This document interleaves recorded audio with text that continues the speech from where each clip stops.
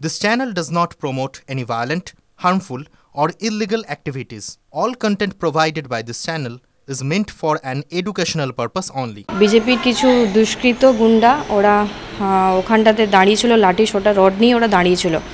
সেই সময় আমার হাজব্যান্ড গিয়েছিল মুদিখানা বাজার করতে, আজকে স্কুল আছে বলে ছেলের টিফিন বাজার করতে গিয়েছিল।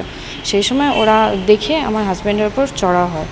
তো এই পুরো ঘটনাটা আমি সত্যি খুব মর্মাহত, দুঃখিত যে রাজনৈতিক লড়াই থাকতে পারে কিন্তু ব্যক্তিগত ফ্যামিলি আক্রমণ করাটা ঠিক নয়। কতজন মিলে আক্রমণ করেছে? ওরা ছিল দলবল, অনেকজনই ছিল, প্রায় 15-16 জনের মতো ওরা ছিল। কি দিয়ে মারধর করা হয়েছে? ওরা তো বাগে পেয়েছে, লাঠি সোটা ছিল, কিল ঘুষি ওরা তো ছিল ওখানে, তো বাগে পেয়েছে, অনেক রকম ছিল জিনিসপত্র ওদের কাছে। বিষয়টা আমরা থানা জানিয়েছি, পুলিশ অত্যন্ত সহযোগিতা করছেন এবং যারা যারা ছিল তাদেরকে অ্যারেস্ট করার চেষ্টা করছেন, ওনারা ওনাদের কাজ করছেন। হাতটা আজকে এক্সরে করাবো, হাতটা ফ্র্যাকচার হয়েছে মনে হয়, বুঝতে পারা যাচ্ছে না এখন। পিঠে তো প্রচুর জোরে লেগেছে, দাগ টাগ হয়ে গেছে, ভালোই লেগেছে। কী কারণে এই আক্রমণ মনে হচ্ছে?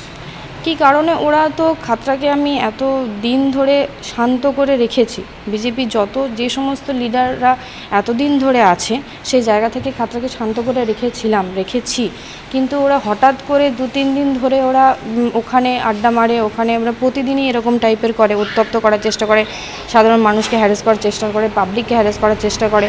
সেখান থেকে কালকে ওরা বিকেল থেকেই রেডি হয়েছিল, এরকম ওরা আড্ডা মারে, তো সেই কারণে ওরা এরকম চড়া হয়ে গেছে।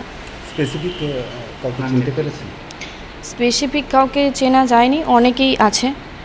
আর এটা আমাদের আমরা যারা দল করি, এটা ফ্যামিলি ওকে মেরেছে, কিন্তু আমরা যারা দল করি আমাদের কর্মীরাও খুব মর্মাহত, শোকাহত। আজকে যে ঘটনা ওরা দেখলো, এইভাবে ওরা সাধারণ মানুষের ওপর চড়াও করে বিভিন্ন জায়গাতে ওরা প্রতিনিয়ত করে থাকে, এটা খুব একটা ঠিক করেনি। আমি এটাতে অত্যন্ত আমার ফ্যামিলির ব্যাপার, আমি খুবই মর্মাহত জিনিসটাতে।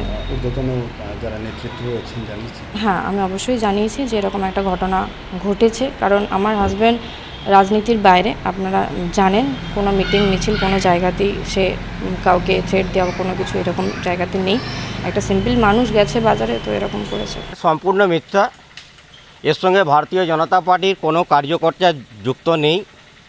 গতকালকে তৃণমূলের আশ্রিত কিছু গুন্ডা বাহিনী আচমকা আর ভারতীয় জনতা পার্টির কার্যকর্তাদের উপর নৃশংসভাবে আক্রমণ শুরু করে, যে কারণে ভারতীয় জনতা পার্টির কার্যকর্তারা সেখানে প্রতিহত করার জন্য রুখে দাঁড়ায়।